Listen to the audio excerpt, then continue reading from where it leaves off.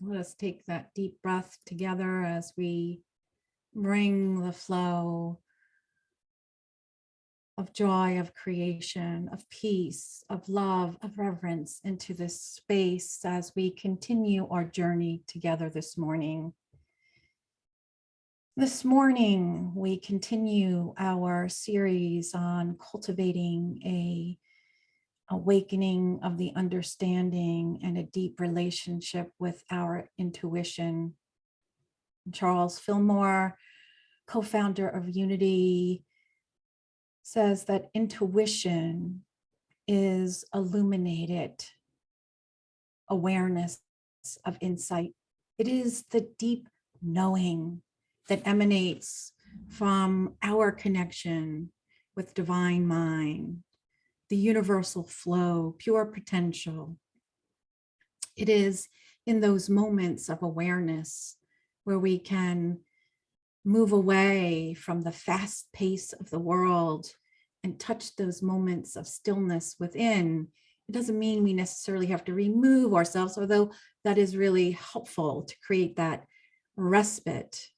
But when we can just be mindful in each moment, to take that breath to go within.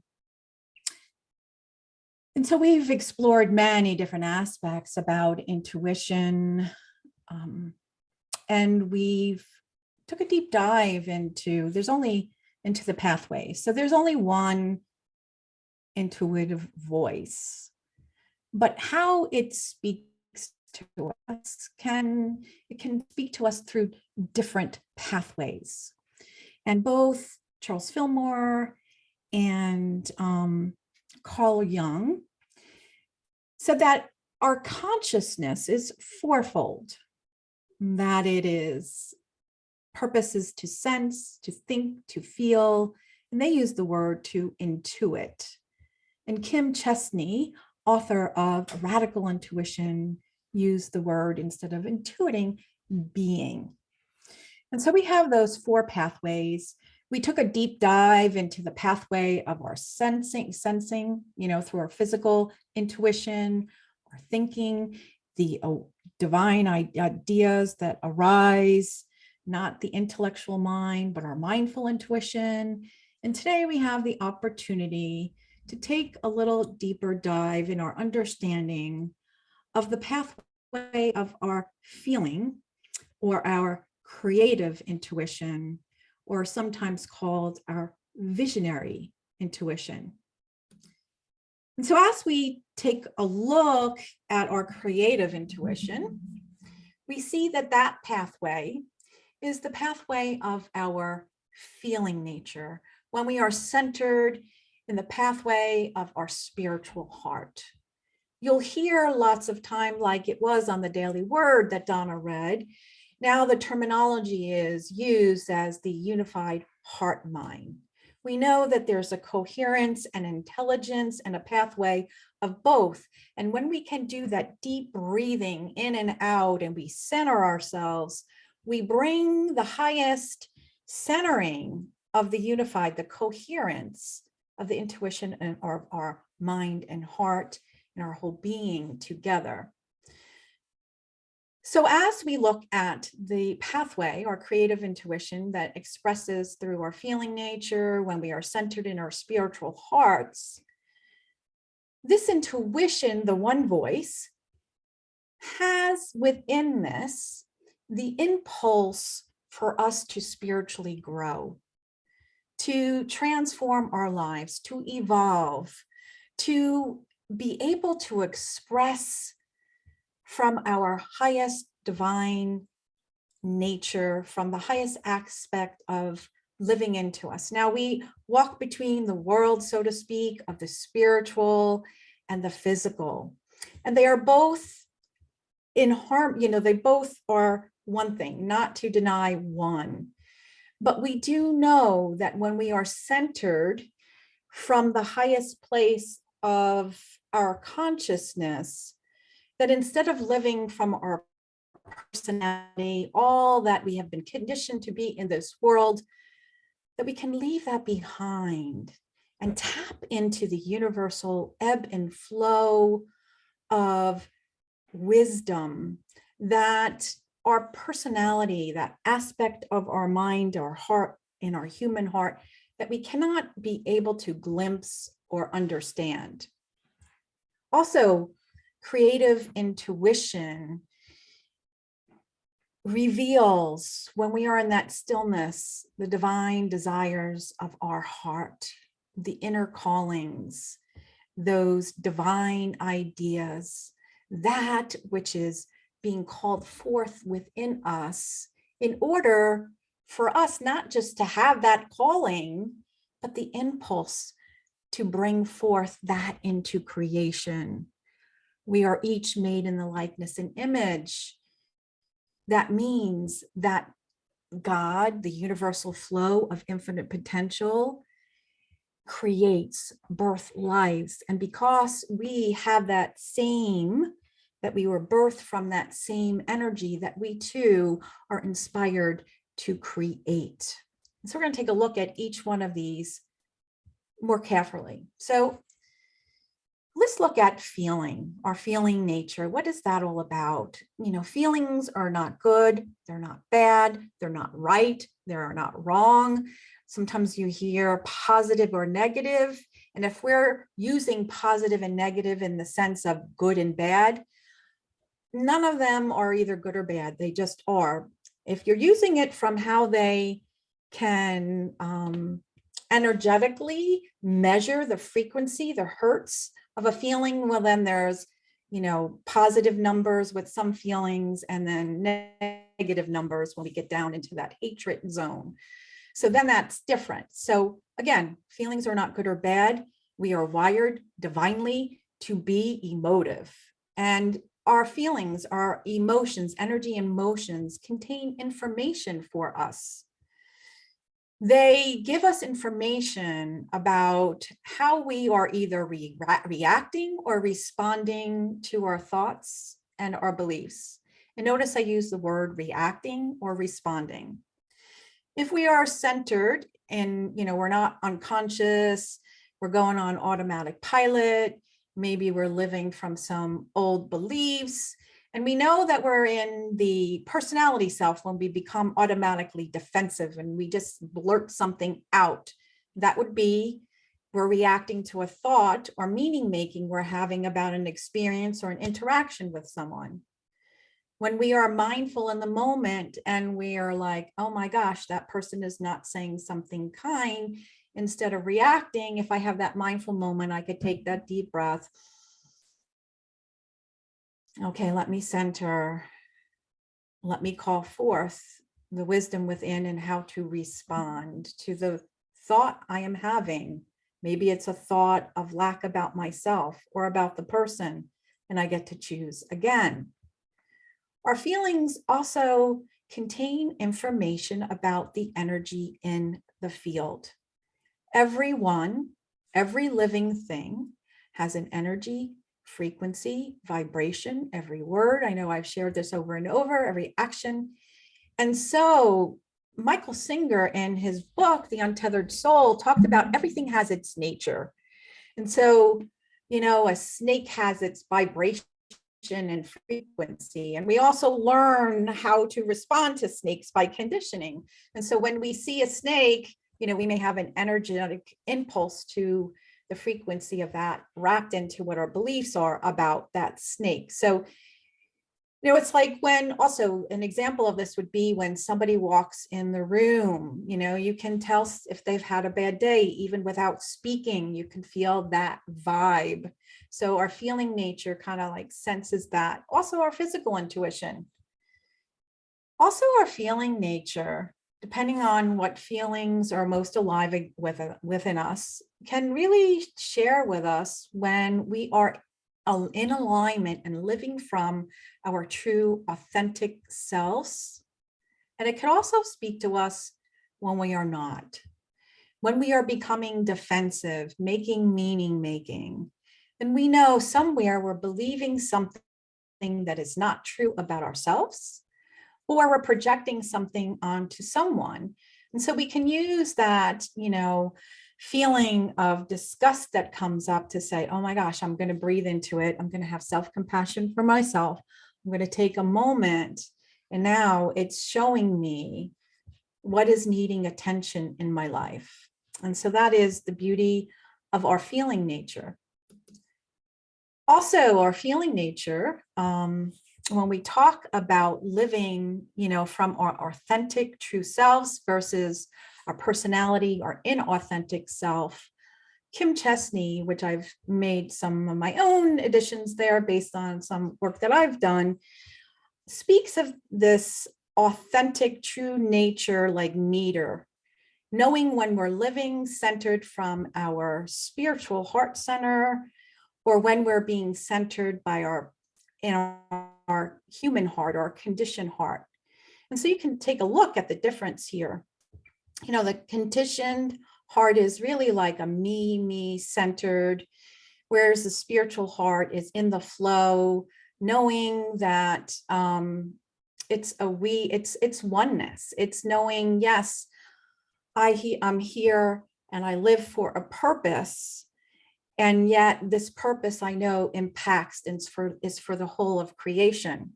And so we can look at the difference there, where there's an attachment to material worlds, and we have our identity, based on the wins and loses within the material world versus, I'm here and I'm passionate. I'm going to offer these gifts. I'm going to create, and there's non-attachment to it, to love for the sake of loving, as Charles Fillmore would say.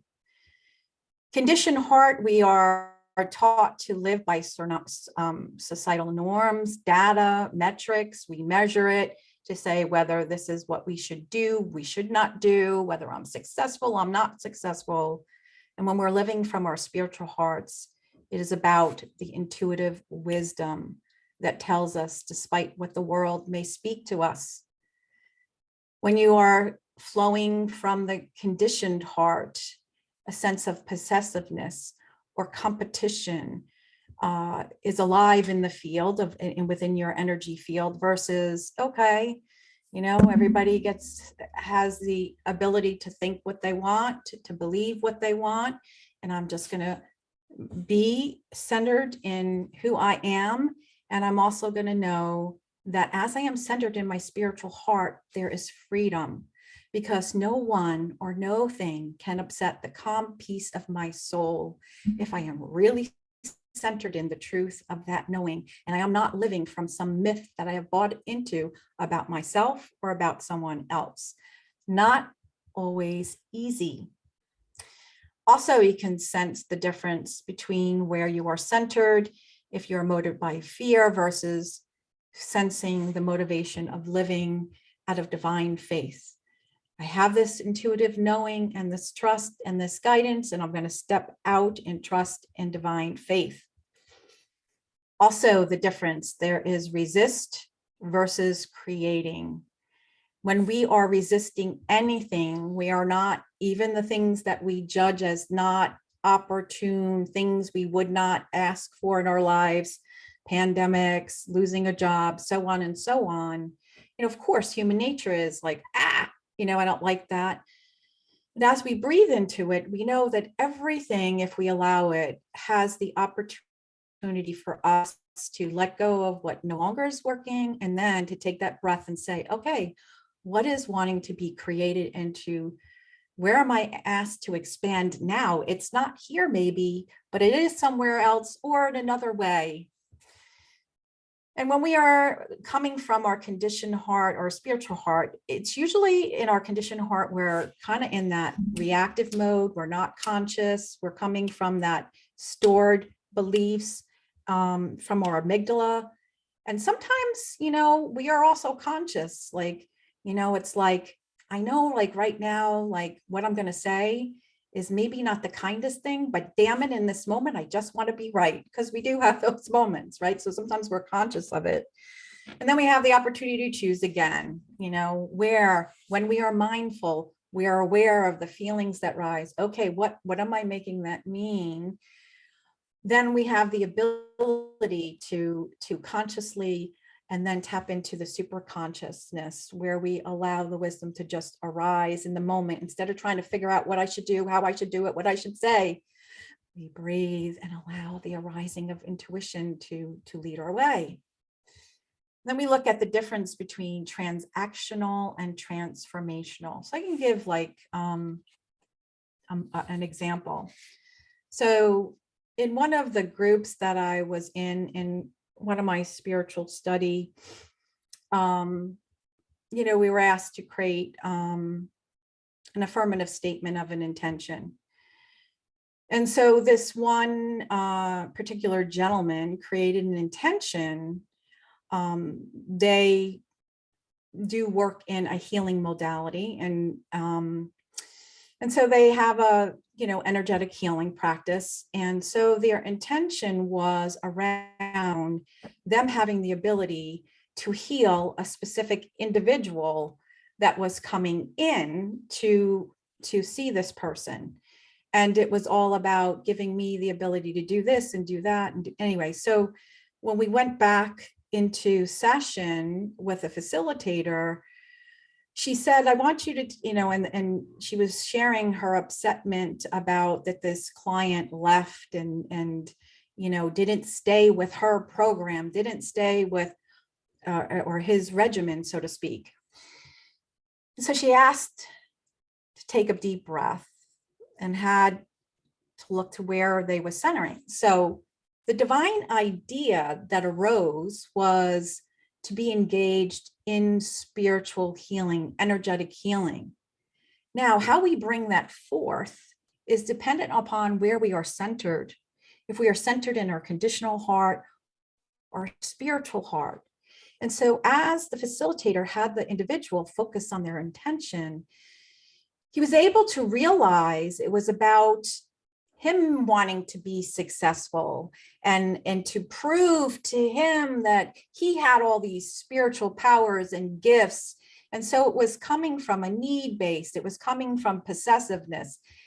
And so that divine idea was not fueled from the spiritual heart to say, hey, I'm here, I have no attachments. And as I flow from my heart to the best of my ability, you have free will, but I am going to, from my love of my being, from the wisdom of my being, I'm going to support you to the best of my ability. And in that moment, that individual began to cry, but it was a great transformational moment. So let me just take that pause. My mouth is a little sensitive to take that moment. And so again, we may have a divine idea, a calling, or desire to come, but we, throughout the whole process of creating, and which I'll get into more, where are we centered as we move forward with the divine idea?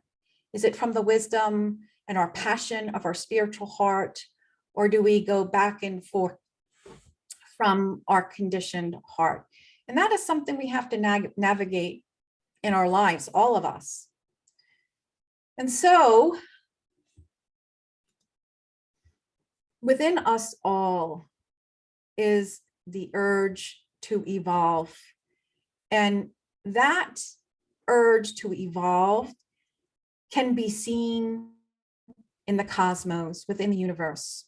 And Edwin Hubble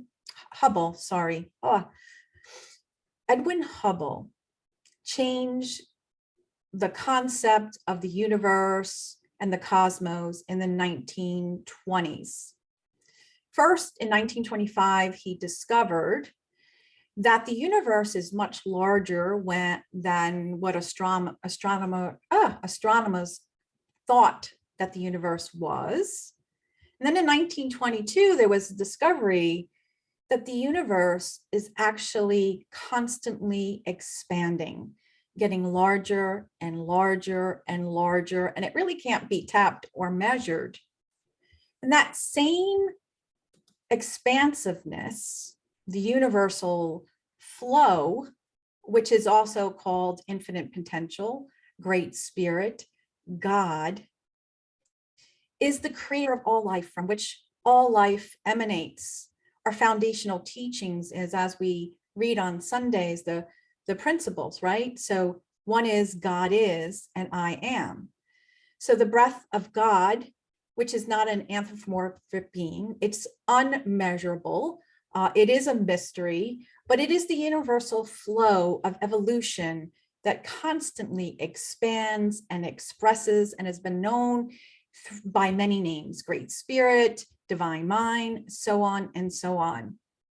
And so if we have been created by this universal impulse of life, then that same impulse to grow, to expand, to create is also alive within us.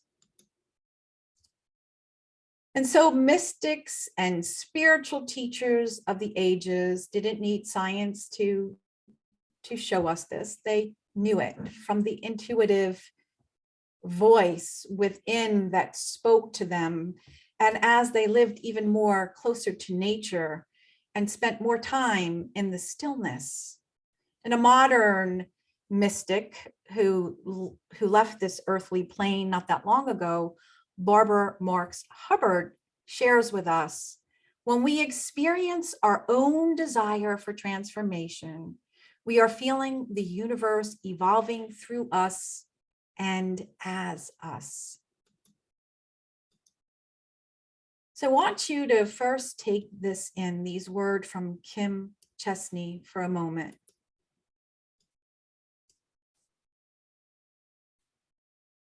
Take a deep breath in and out.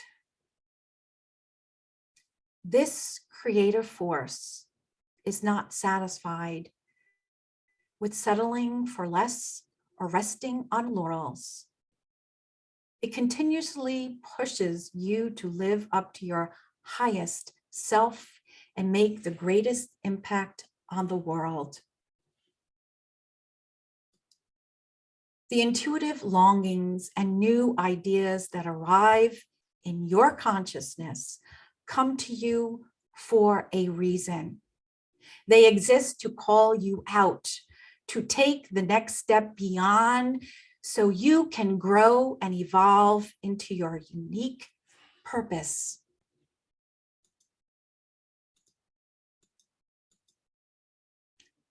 And so that urge, that evolutionary urge to spiritually grow, to expand, comes through the callings of the voice that speaks these divine ideas, desires, and callings in our lives. And I love what she said about callings. It is the calling of the universe speaking to you directly to bring forth what the world needs that only you can bring forth. Lots of times we take that word calling. Yes, it means purpose, but we make it to be a career. And a calling is so much larger than that. And I will give some examples about that. And so these powerful words, I would like first for you to take in. And I'm going to ask you to close your eyes and allow it to drop into your heart.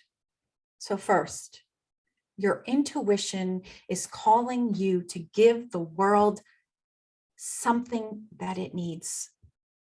And with each calling comes the gifts that make it possible.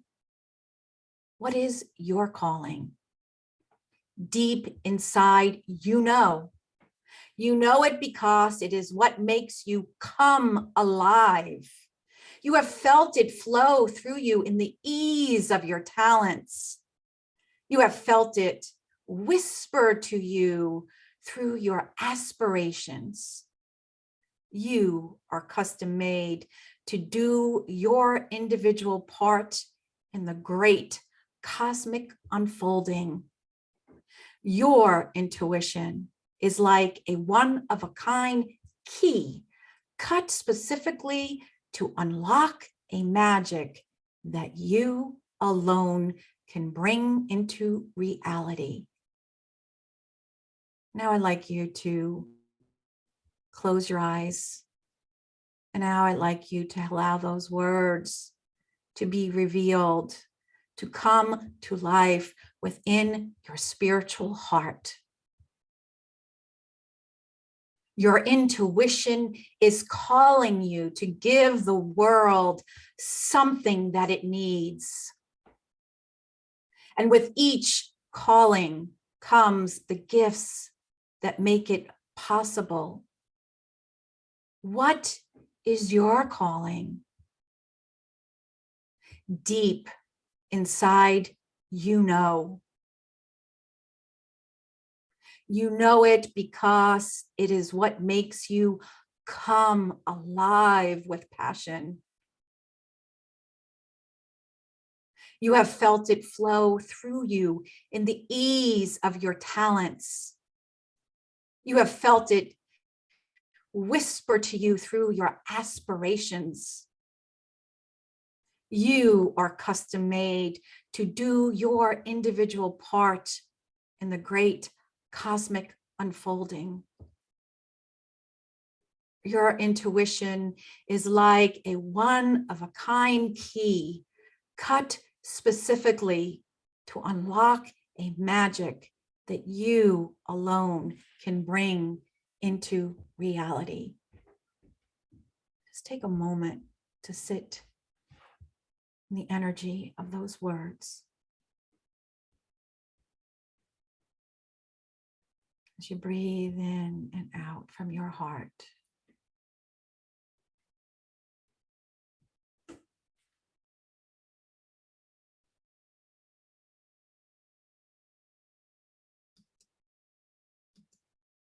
And deeper still.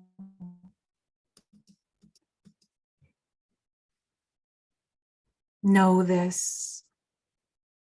No one else can do what you are capable of doing with your life at this moment. No one can touch the people that you alone can touch. No one can create the things that you are inspired to create with your unique gifts and life experience.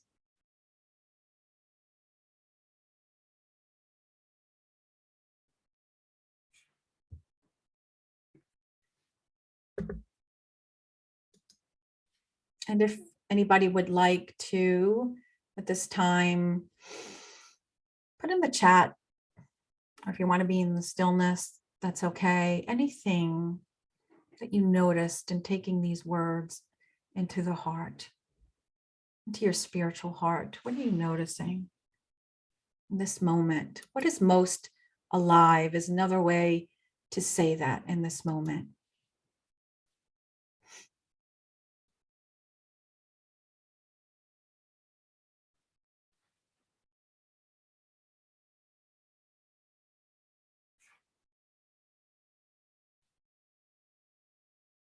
Belief in myself, beautiful. Alive when I'm taking photos, capturing the beauty that I see and want to share.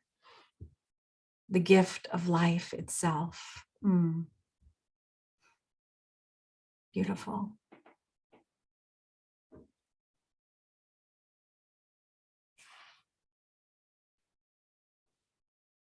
Okay, thank you for sharing.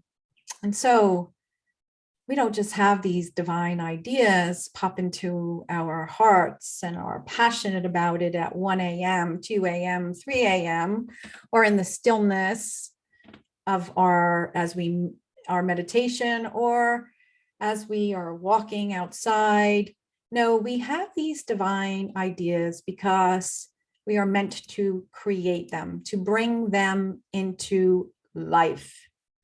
Now, when we see the word create, often society has taught us to believe that creative means the talent that is given to some people in the area of art, of music, of dance, of cooking, of interior design, something along those lines. But the creative impulse within us isn't just about creating art. It is about creating our lives through everything we hold in our consciousness. And when we can be intentional and aware and purposeful and glean that which arises within the wisdom of our spiritual heart, we are powerful. And creativity is an intuitive pathway that is hardwired into all people. And we were created to be creators, to bring that which inspires us, that is most alive, that is revealed within us into the manifest form, into our lives. And so Charles Fillmore, co-founder of Unity, speaks of this as the definition of the creative process. It is when we speak of the creative process that we are referring to the process by which abstract and formless divine ideas become manifest into form. And so he gives us formula: mind, idea, and expression. And we can have a couple of lessons just on this alone. So I'm going to give you some of the brief meanings of what this mind, idea, and expression is, taking each one individually. So mind means centered in our unified heart mind, which I spoke of before. It is our superconscious mind connected with our spiritual heart. And then we go into idea, also called the inner calling, also called the divine ideas, divine desires, intuitive insight. And when we are centered in our intuition and we can tap into that, then those ideas arise within us. So maybe what arises, the idea, is the passion and wisdom to empower others in the healing process, right? Or maybe it's the passion to inspire and to bring joy into the lives of others. So we see it's a little vague, but here's the first glimpse that we get, and we'll get more specific in a moment. So now we move into expression. That means how we energize it, with our feelings, our thoughts, our imagination, to bring it to life, into reality, into physical dimension. And so we'll take one of those at a time. So we know that our words have power. Their words can heal, they can break down, right? And so as we choose them wisely, we know how powerful they are. And so the affirmative statement, so once we kind of get a little glimpse of what that divine idea is, then we can hone it more specifically as we're staying in the flow, asking, how is it that I am going to bring this forth? So a more specific affirmative statement would be, for someone centered in compassion and passion and wisdom, I teach people how to heal dis-ease with food. Maybe healing for somebody could be through sound, right? Each person or music, or through prayer. So again, that can express many ways, and it is unique to the individual, depending on the divine gifts that are innate within that individual. And so here's a more specific about bringing joy. Centered in divine love, I bring compassion and joy into the lives of others by making calls to them. So I don't think I shared this, but anyway, so a few weeks ago, I was, sitting here doing some work, and I got a call, and it was Ingrid Justick.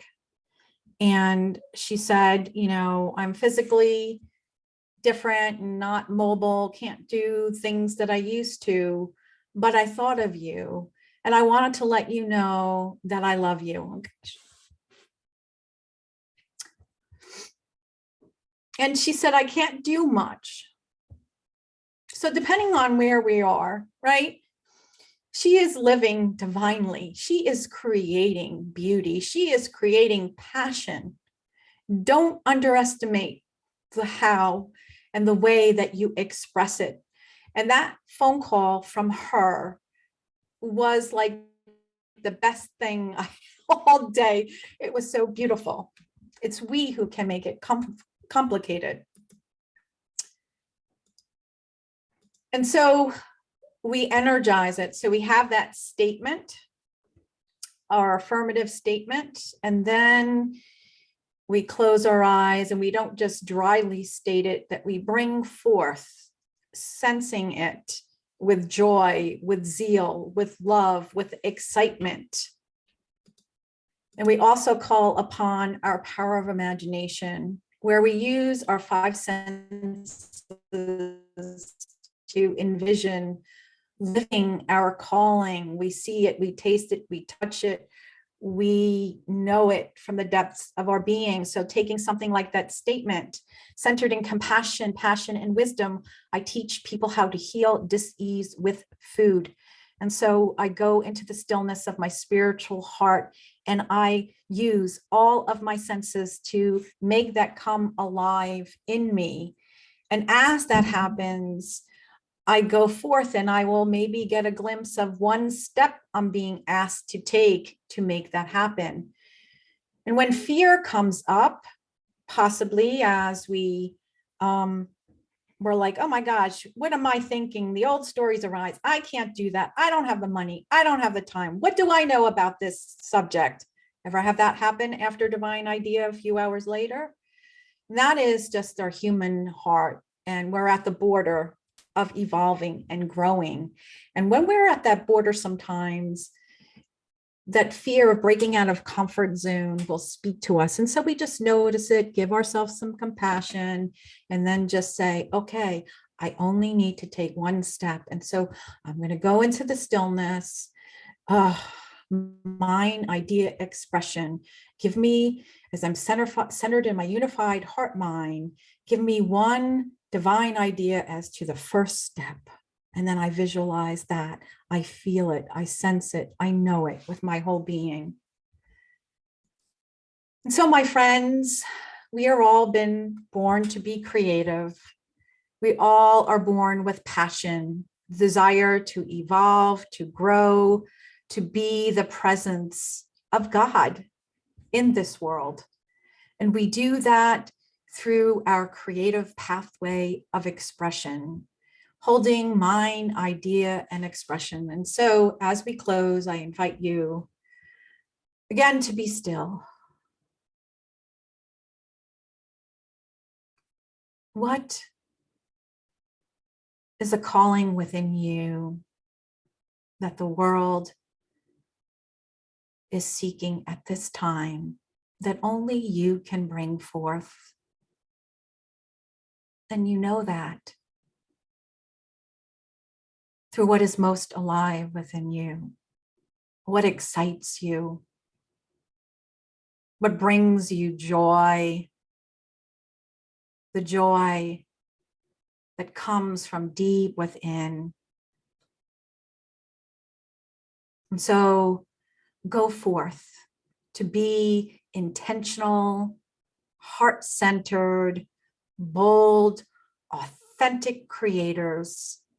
And not only will you be transformed, but you will make this world a more beautiful place. Namaste.